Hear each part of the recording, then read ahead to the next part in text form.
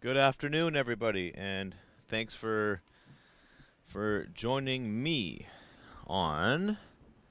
Let's see here, another prophetic session of OLC4O Term 2B.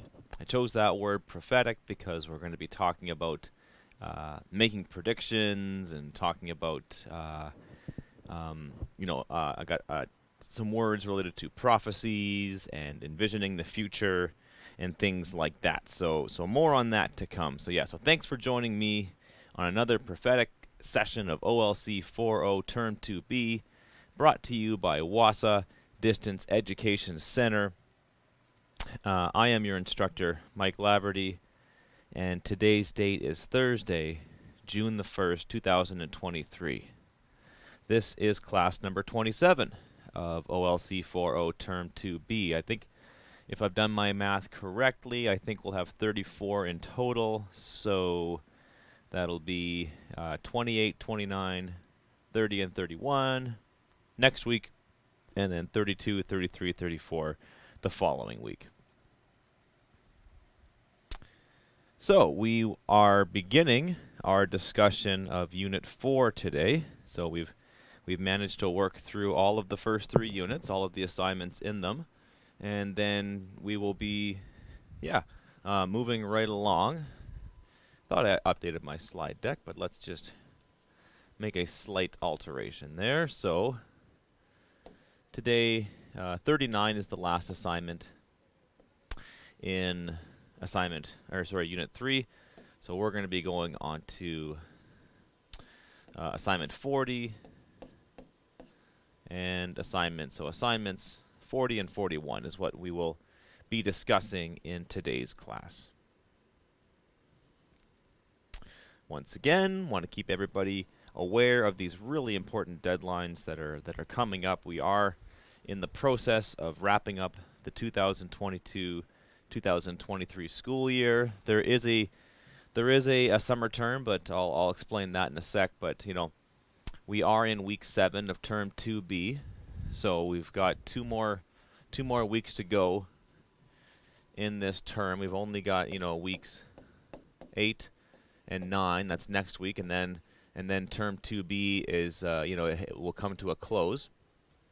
So for any potential grads out there, your deadline for submitting work is June the 9th. So that's coming up really quickly. So today's the 1st, tomorrow's the 2nd, so you've got a week from tomorrow to submit all your work for this course and any other courses that you are enrolled in. So that's if you want to graduate and be part of the graduating class of 2023. If, on the other hand, you just want to complete this course during this term and just complete a credit for this school year, then your deadline is June 16th for submitting work in this course. And if you couldn't make that date, then you would have to register for the summer term and start your course all over again. So that's the big one. We're trying to avoid that, right? So keep those deadlines in mind, and if you're listening to this and starting to maybe not necessarily panic, or if you've got any worries, any concerns, now is the time to reach out to somebody, either myself or a staff member at WASA. So more on that. I'll put up some contact information for you. So yeah, we've covered Unit 1, Unit 2, Unit 3, and we're starting our Unit 4 discussion a little bit earlier than expected, at the conclusion of week 7 over here. So next week we will talk about Unit 4, and then we'll move into our final exam preparation. So what we'll do is we'll look at some of the tests that are given to students. So if you're taking this course, it's because you didn't write the Ontario Secondary School Literacy Test. So this test came into effect the year, I think it was the year after I graduated high school, way back in the year 1999. And so that's, you have to either write the literacy test or you have to pass the literacy course, which, this is it, OLC4O. So what I'll do is we'll look at some sample tests. These are actual tests that were given to students. So, and it's going to be very close to this kind of stuff. It's not the exact questions, of course, that you're going to be given, but more on that in weeks 8 and 9. But just keep in mind that we will be spending some time getting you ready. So thank you for tuning in. OLC4O does broadcast live Monday, Tuesday, Wednesday, and Thursday from 1 p.m. to 1:50 p.m. Central Standard Time. You can always phone the studio at 1-800-465-7144.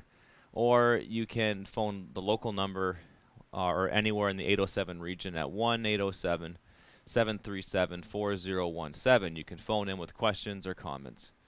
We're live on the radio at 91.9 FM. And you can also listen on Bell ExpressVu channel 972.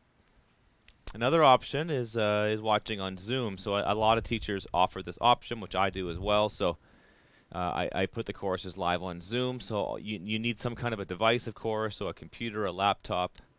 And in that case, you go to zoom.us, or you go to the Zoom application, and then you click join. And then it'll ask for a meeting ID, and my meeting ID is 417-6699-799. Okay, and then of course you can always watch my videos on my YouTube channel. That's Laverty Wasa, Laverty space WAHSA. And you can check out all my videos on YouTube. I have them organized by playlists.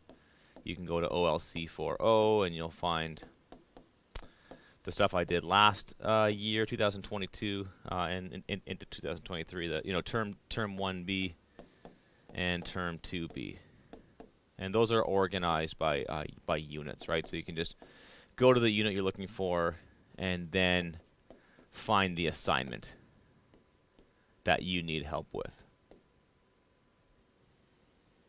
Okay. Yeah, really important that if you have any work, to submit that work now, right? It's really important to get that work into me now. Don't sit on anything at this point. Just fire off anything you have done. I just need to see it. We can't do the ideal situation where I look at it, have lots of time to read it and give you lots of feedback. At this point, we are just, your markers, your teachers, they need to have that assignments in now, and then keep those deadlines first and foremost in your mind, right? We will give this as much attention as we can, but time is definitely of the essence, and the main thing is just to get those assignments into your teacher now. So if you need to contact me, you can do that at mlaverty@nnecschools.org, or you can find me on Facebook Messenger, Laverty space WAHSA. That's Laverty Wasa. And phone the Wasa studio toll free, the Wasa building at 1-800-667-3703. That's our free long distance number. Get in touch with us here. Any questions about your path to graduation, any questions about finishing off this term, enrolling in the summer term, thinking about next year, all the courses you need to take to graduate, all the, what's your next steps, that's what we're here for. So please give us a call. All right, so here is our today's lesson in a nutshell. So we'll look at our images and words of the day. Then we'll look at today's headline. Then we will look at Unit 4, Lesson 16, which is Assignment 40. And then we'll look at Unit 4, Lesson 17, which is Assignment 41. There is... in Unit 4, you have Assignment 40, 41. 42 is a larger one, so we'll probably spend a couple of classes talking about 42. And then you have Assignment 43, which is a reflection piece, and that one you're looking back on the course as a whole. And then next week we'll also talk about the literacy portfolio, which is it's 10% of your final grade in this course. So that's a big one, right? So 10% is a big chunk in the grand scheme of things. So we'll spend some time discussing how to put together your literacy portfolio and how to, gather up all of your assignments. So, I think I've mentioned this throughout the course, and maybe in hindsight I could have mentioned it a little bit more, but it is very important to organize all of your work and just to have it all in one place to to know where everything is and to be able to find it easily, to to go back to an assignment, to either to edit it or to reflect upon it, especially for your journal entries that ask you to reflect upon your work. So it's just good to have it all in one spot that um, you know where to find it. And then for the literacy portfolio, you're going to have to gather up several of your assignments and submit them as a folder, as a physical folder or as like a digital portfolio. So, but more on that, next week. We'll have lots of time to discuss that. So, your learning goals are to review your prior knowledge of Jimmy Comes Home, to make predictions about the characters. That's assignment 40. And to do a close reading of the novel to answer questions. That's also assignment 40, right? So, assignment 40 is asking you to do predictions and to review. It's like look at what you know about the characters and then review, and then make some predictions about what they are, what's going to happen in the final chapters. And then assignment 41 is asking you to do a close reading of do a close reading of a biography passage before writing a summary. So it's testing your ability to read some information and to provide a summary. Your success criteria will be using your prior knowledge of Jimmy Comes Home to make predictions about the characters, answer questions about the novel after doing a close reading, and write a summary after doing a close reading of a biography passage, right? So the learning goals and the success criteria are very close. They're very related. So, if you achieve those learning goals, then you put them into action by, completing these assignments. So we will move right along. So I think what I'll do is I'll also I'll maybe read a little bit of the book itself too. It's always good to just get our minds back into the novel, get our minds back into the world of Jimmy Comes Home, and to sort of take it from there, just to refresh your memories. And the way the course is laid out, if you it might be too late for some of you at this point because you've already gone ahead and done the assignments, but that's why I kind of recommend that you go ahead and you read the unit handouts before you start answering all the questions. So just to get an idea of everything that's being asked of you, just to get a sense of what's being asked of you in terms of assignments and requirements, and maybe more importantly the questions that have to do with reading the novel, right? Because sometimes the questions ask you to make predictions, and it's difficult or maybe impossible to make a prediction if you already know what happens, like if you've already read ahead. But in that case, it's fine. Just sort of do your best to make some predictions anyways about the characters, and maybe in that circumstance you could even like think of some alternate outcomes, right? So what happens. So maybe don't write that down, but maybe as a suggestion, you could just envision some alternative outcomes for these characters. Like some other possibilities that potentially could happen to them. All right, so I've got some images of the day that will sort of tie in with my words of the day. So we've got some images on the screen here. We've got a couple of these aren't technically political cartoons. They're more like one frame, kind of like one panel cartoons, but I think you can just draw a lot of information from them. So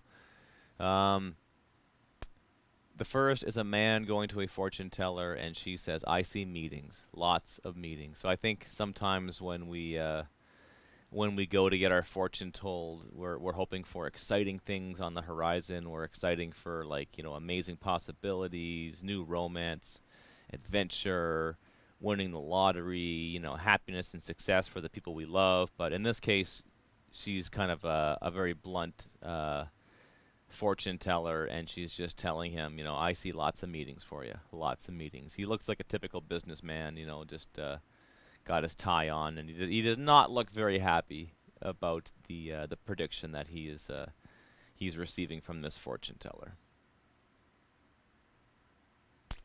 Sometimes that's just the way it is, right? So it's just sometimes you get the honest answer, and sometimes you might get an amazing prediction that may or may not come true. So on the right, we've got a fortune teller tent, but they've got a sign out front that says no questions about COVID, climate change, or pending elections. I think the joke here is that those things are just so hard to predict what's going to happen. So even though we are sort of coming out of the COVID pandemic, it's still an issue out there. There's still some uncertainty, about will we experience any other pandemics, and will we have to face any other kind of similar things, right? So and then it's just very hard to make predictions about these things. They're very hard to predict, right? So, but that's kind of what that it is a very important skill to have, like just in the terms of reading and writing, especially when it comes to fiction. I think that's what fiction's kind of all about. When you're reading a book, your brain is constantly making predictions and trying to figure out what's going to happen. And the human brain that's kind of what we're designed to do. Or our brains are constantly looking at the environment and looking at our world and trying to predict what's going to happen to us and what's going to happen to our family, and kind of gathering all the information we can to kind of make guesses about what's going to happen in the future. And that's that's what when you become a stronger reader, and when you improve your literacy skills, it should allow you to make better decisions about what's going to happen in the future, whether it's about ordinary stuff or whether it's about the big pictures in life, and finding your path in life, right? Though improving those reading skills and improving your ability to understand all this information coming at you, it should help you to sort of make better predictions. And maybe your predictions aren't always right, but sometimes just the ability to think of like lots of possibilities and think of lots of scenarios you might find yourself in, that's a real skill. And then you get that kind of ability by completing lots of by getting information from a variety of sources, and challenging that information and trying to fit the information into your current framework. So here are some words. So I got some Anishinaabe words, or at least one on the screen right now. So that's anwachige. That's a verb, which is she or he foretells the future, prophesizes. That's a great word, prophesize, right? So to try to envision the future, try to foretell it, tell it before it happens. Under the English side, I have the English word divination, which is one of my favorite words. I just love how it sounds. So divination is a noun. It's the practice of attempting to foretell the future. The practice of attempting to foretell future events or discover hidden knowledge by occult or supernatural means. From the Latin word divinus, which means godlike, right? So divination could be like fortune telling, and any means like that, where you kind of use like supernatural powers to predict the future.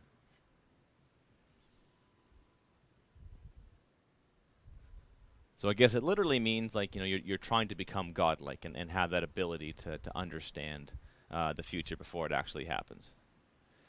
So a couple more Anishinaabe words. We have bawajigan as a noun, which is a dream or a vision. And anwachigiwen is a noun, which is a prophecy, right? So something that is supposed to come true in the future. It's written in the now. We can understand it now, but it's supposed to come true in the future.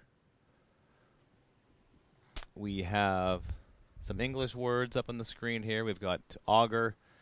That's a noun. So That's one of a group of ancient Roman officials charged with observing and interpreting omens for guidance in public affairs. So the augurs would be like these seers or these people who would prophesize, and they would tell the future, and people would go to them, and they were actually like Roman officials. They were highly respected people who supposedly had the ability to maybe tell the future or to see some signs of a coming future, and then advise people like generals and emperors and senators or people like that about the best course of action. Augury is a verb. It's the art or practice of an augur. So someone who does augury is someone who is offering predictions. Conjecture is a verb. It's so to conjecture is the formation or expression of an opinion or theory without sufficient evidence or proof, right? So it's not exactly making a prediction, but it's sort of like giving an opinion, giving a theory without having much evidence to go on, right? But that's sometimes you have to do that, right? Sometimes you just have to make a prediction.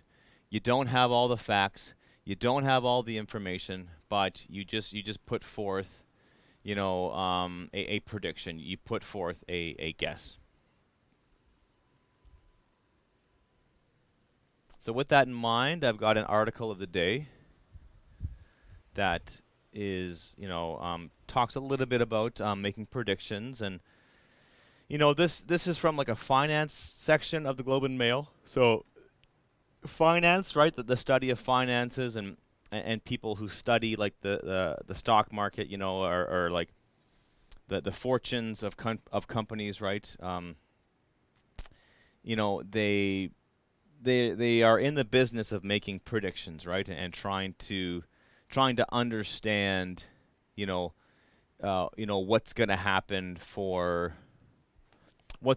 to a company, and they do that, based on where the company is now, based on where they're going to go in the future, based on what they've done in the past, and kind of looking at patterns, and that's kind of what you do as a reader and a writer too, right? You look at patterns, you see where a story has gone, you see what has come before it, and then you make your predictions for the future, right? So the future of Canadian space company Telesat uncertain as concerns rise over ability to pay off debts. Telesat CEO Dan Goldberg at the company's headquarters in Ottawa on September 4th, 2020, right? So the CEO, the chief executive officer, so there he is pictured in his office, and there are concerns about their future.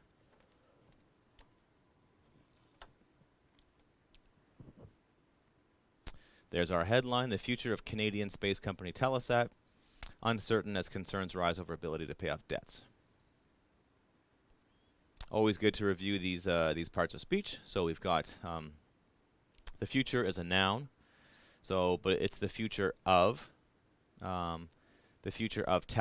We've got three adjectives modifying it, so it's not just any company, it's a Canadian space company. So that's what Telesat is. We've got three adjectives: Canadian, space, and company. Canadian being a proper noun, so capital C. So the future is uncertain, right? Another adjective, so it describes its future, right? So it's an uncertain future. As concerns rise is a verb, pay is another verb, over ability to pay off debts, right? So we've got prepositions like as, over, to, and off, right? So these are very important words as they tell us the relationships between certain parts of a sentence. So all of these components come together to build a sentence, right? So it's just important to pay attention to those parts of speech as you become more confident as a reader, as a writer. So we'll break down some of this article. We got an introductory phrase. So after half a century of operation, so that's an introductory phrase right there. So introductory phrases like that are very useful in your writing. So that they set things up. So like under the table, after the Second World War, after half a century of operation, during the pandemic, as the speaker walked across the hall, while my grandfather worked on his boat, right, comma. So they're always followed by a comma, and then so it sort of like sets the tone. So after half a century of operation, so after doing this for 50 years, Telesat, and then we see the dash. You know, we talked about that before in our lessons on punctuation. So it goes dash, one of Canada's largest and oldest communications companies, the second dash. So the dashes here function like commas, they function like brackets, and we get more information about something. So you introduce an idea, you introduce a topic, in this case Telesat, and then we learn that it is one of Canada's largest and oldest communications companies, is trying to transform itself with a new constellation of satellites. But after years of delays, comma, so that's another introductory phrase. After years of delays, comma, analysts are increasingly concerned about the former Crown Corporation's ability to pay off its debts, right? So these people are trying to predict the future and saying, you know, we're worried about this company being able to pay off its debts and to, you know, to stay alive as a company. 2 years ago, comma, Telesat hoped that by now it would be preparing to launch the first batch of its new low Earth orbit. So that's brackets LEO. So sometimes when you introduce a concept like that people may not be familiar with, you put it in brackets, the acronym LEO, and then from now on they could just simply say LEO. But if they just said LEO, if you're like me, you wouldn't know what they're talking about. But you know, after you introduce a concept like that you think your readers may not be aware of, then you put it in brackets. The LEOs are designed to provide internet services to businesses and governments around the world, so kind of similar to the Elon Musk and the Starlink system. But the company has faced supply chain delays, comma, higher costs as a result of inflation and plunging its share and bond prices, comma, reflecting worries about its financial health. Telesat currently expects to begin launching its Lightspeed satellites in 2025 and starting service the following year, but it has yet to raise all the money it needs. Meanwhile, comma, analysts say its existing business of geostationary satellites, comma, while still profitable, comma, is facing stiff competition. So I think I've mentioned this before in this course, but I think learning how to use the comma is probably one of the best strategies you can have for, you know, for being a writer. Just knowing when and where to use it, and you know, in that last paragraph there. So meanwhile, comma. It's sometimes an introductory phrase can just be a word, like meanwhile, or you know, unfortunately, comma. But in this case, it's meanwhile, comma. Analysts say its existing business of geostationary satellites, and then you get comma while still profitable. So you could take out that while still profitable section and just simply say its existing business of geostationary satellites is facing stiff competition. You get some additional information, and that could have been put in brackets. It could have been put in dashes, but they chose to use the comma, right? So just a way to organize your information, and it gives the reader a chance to pause and to absorb, you know, what you're saying. So it's, you know, I wish we had more time, and maybe you don't, but you know, for this whole class to be about grammar and usage. But that's what I love talking about. So I try to give you a little bit of an example, and even just reading the work of professional journalists and professional writers. Like, you may not think things are soaking in, but I guarantee you they are. So just by reading that and just by absorbing that, you are expanding your ability as a writer. And the more you can expose yourself to professional writing, it's, you know, the better you're going to be, you know, as a communicator. All right, so let's jump into assignment 40, which is called the characters. Complete items 1 and 2 before reading the final 3 chapters of your novel. Okay, so that's the final 3 chapters of Jimmy Comes Home, which would be chapters. Let's see, chapter 12 is the last one. So chapters 10, Jimmy's Struggle. Chapter 11, The Dream. And chapter 12, A New Direction, right? So those are the final 3 chapters of the novel. So complete items 1 and 2 before reading the final 3 chapters of your novel.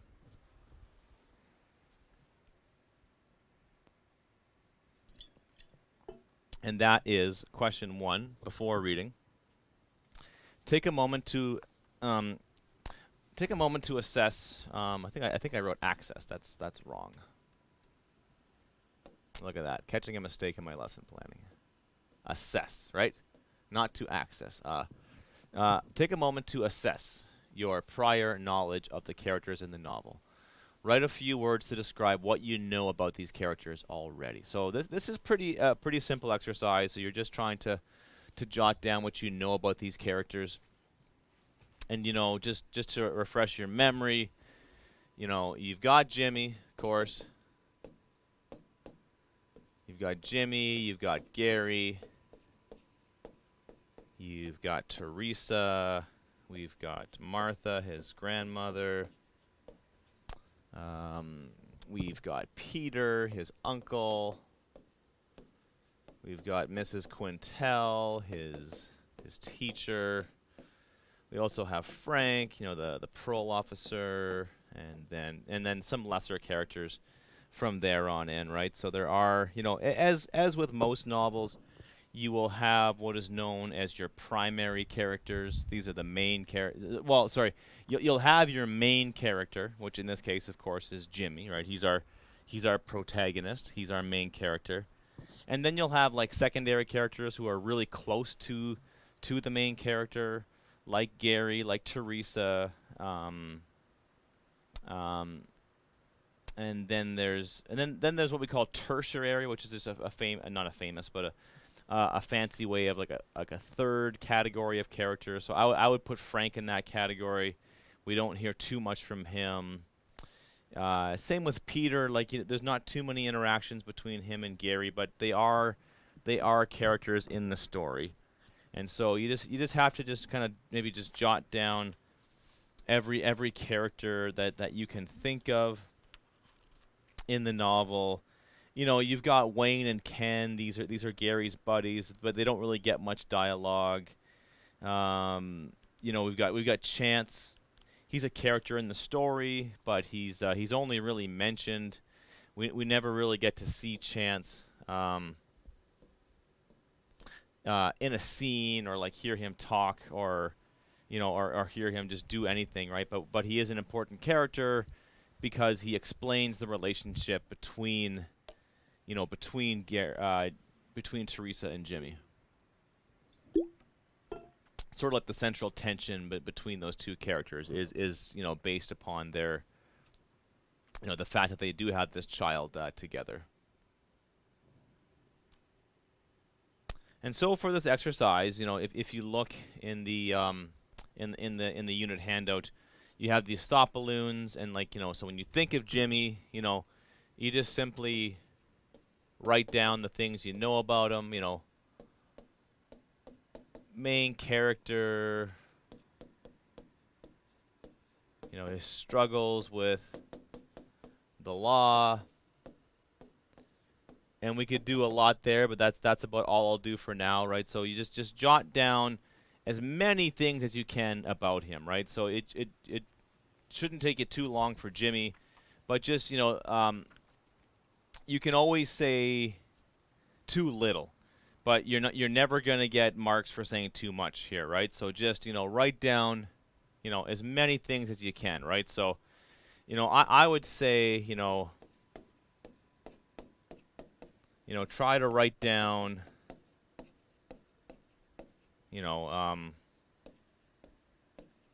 as many details as possible.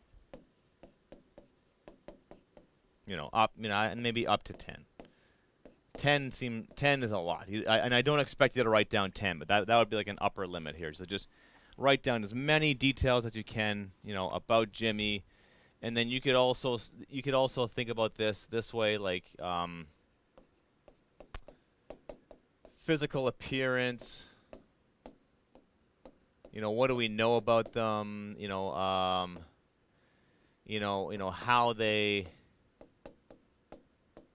How they act. Let's see here.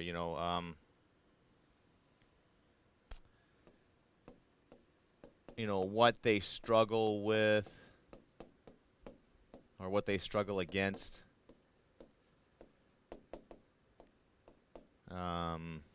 let's see. Things they did, right? How they act. This is kind of like their personality, what they look like, what's their personality, what they struggle against, things they did, and maybe what they want. And so that's a very important way of looking at a character. What motivates this person, and that's a way you're gonna be offering. That's a way that you can think about these characters, and you can offer predictions about what they're gonna do in the future. Same goes for Martha.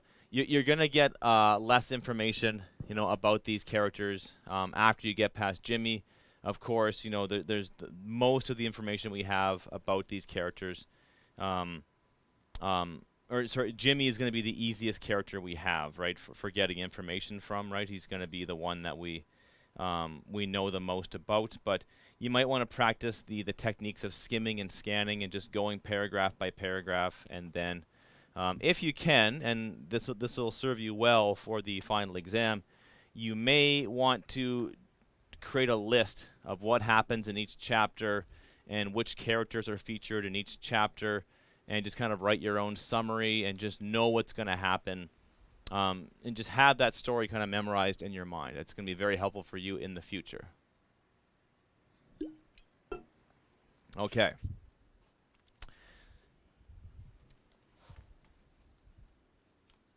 All right. Beside each character's name, write point form notes to show predictions about what you think will happen to or about each character listed. Try to base your predictions on what you already know about these characters and what is most likely to happen to them in the next chapters, right? So when you write your predictions, go about what you know about them now, and that's going to help you make predictions. So you're making predictions about Jimmy, Teresa, Gary, Peter, Mrs. Quintel, and Martha. Assignment 40 asks you to list the important events that Peter tells Mrs. Quintel about Jimmy's past in point form, right? And question 4, why does Peter think it's a good idea for Jimmy to participate in the healing circle? What does Jimmy think about it? Was your prediction for Gary accurate? So you go back to the prediction you made way back when and explain what you thought would happen and what actually does happen in the novel. Include your reaction to what happens in the novel in your answer.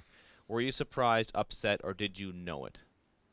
On page 77 of the novel, Miss Quintel shares something about her own personal life with Jimmy. What does she reveal? What do you think she offers? Why do you think she offers this private information to a student? Okay, so you've got to go to page 77 and just and find that out directly. Question 7 is an interesting one. So complex relationships run throughout the novel. Choose one relationship in Jimmy Comes Home and comment on how or why it is complex. Make sure you name the people in the relationship. So Jimmy and Miss Quintel, or Jimmy and Teresa, Jimmy and Gary, Jimmy and Martha. So, it's going to be easiest to write about Jimmy and other people. Decide whether it is a good relationship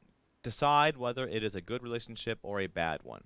And use examples from the text to back up your opinion, right? So it's complex, but just decide, this is a good relationship, this is a bad relationship, and then just sort of back up your opinion on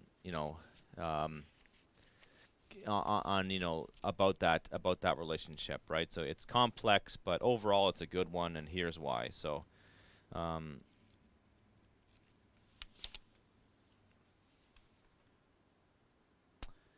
okay, and then assignment 40, the last one, question 8, is like you have just finished reading book 1 of the Green Star Lake series.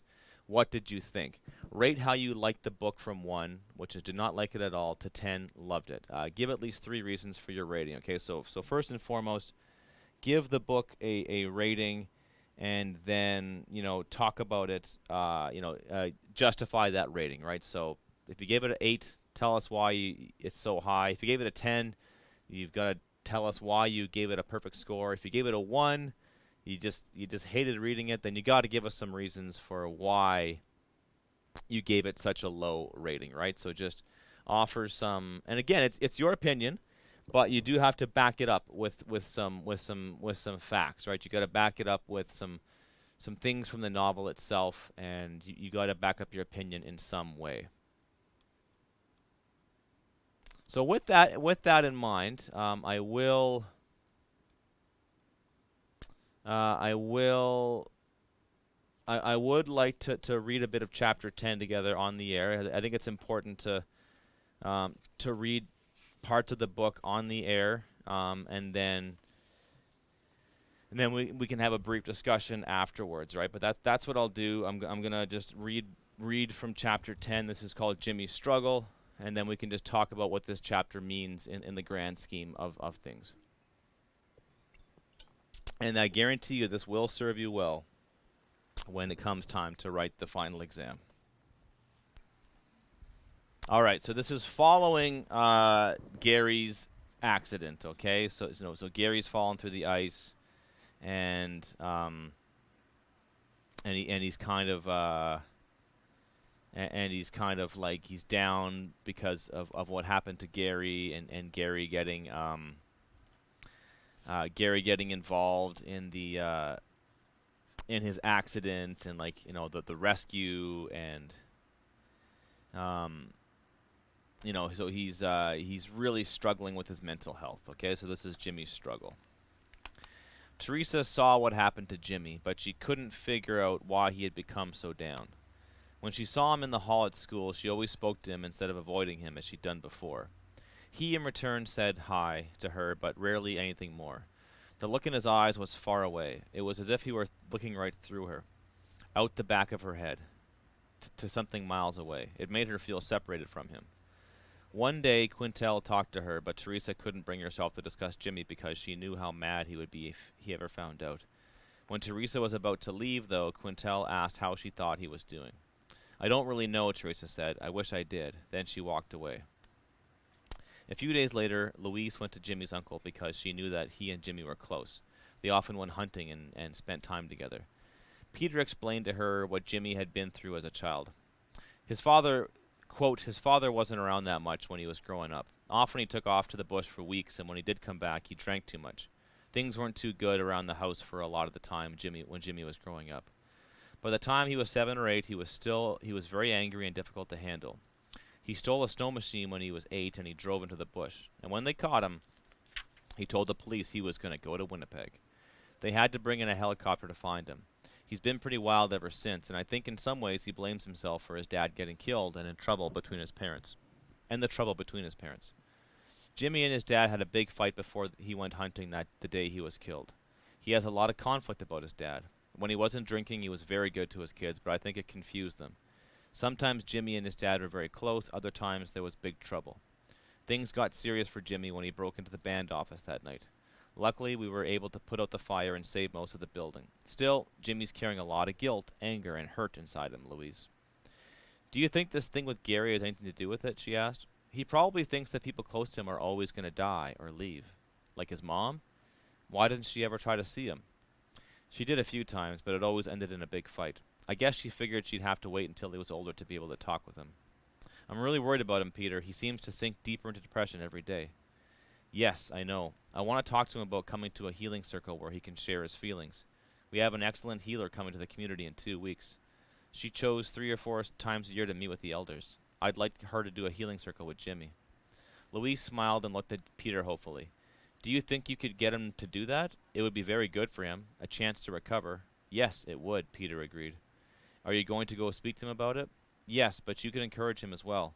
He doesn't talk about you very much when I ask him, but I know he has respect for you. Well, I'm from another community, and it might be better coming from you.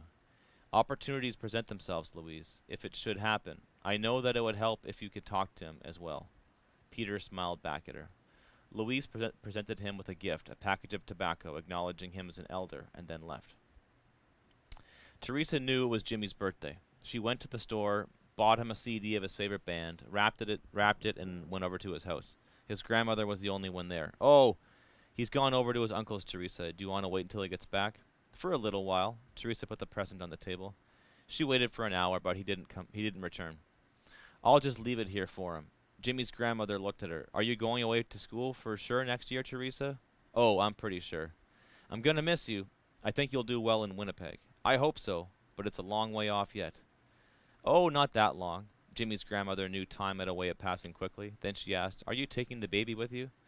Mom's going to take care of him when I'm gone, Teresa replied. It's going to be hard enough just to try to make it by myself.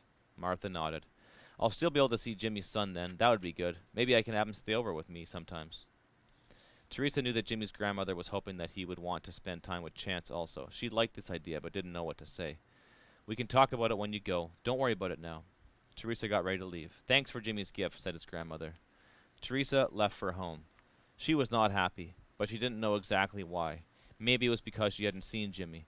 Maybe because of the talk about going away next August. Maybe because she had to go home and study for her math test tomorrow. Why couldn't math be as easy for her as other courses? She used to watch Jimmy do math, amazed at how he'd sped through it so easily. Jimmy brought his Arctic cat over to his uncle's place to fix one of the tracks. They talked for a while, and Peter finally got around to speaking to him about the healing circle. You know, we talked once about a healing circle. I know that you don't want to talk about the things that are bothering you, but I know that you might feel better if you had a chance to get out some of your anger and guilt. Maybe some of your fears as well. Jimmy didn't answer. He never talked about the things that were going on in his head, going around in his head. Sometimes he thought about his dad when he was lying in bed at night. Sometimes he missed him, but other times he didn't miss all the trouble. A few nights he had dreams about his dad and Gary. He got up one night sweating and panicking after dreaming about Gary's face in the water that night. But in the dream, Gary's skin was bluish-gray. His eyes were very big, and they were staring right at Jimmy as if he was going to ask a question. He didn't know what it meant. On good nights, he dreamed about hunting with his dad. He'd be out in the bush, and his dad would come out of nowhere to talk and hunt for moose with him.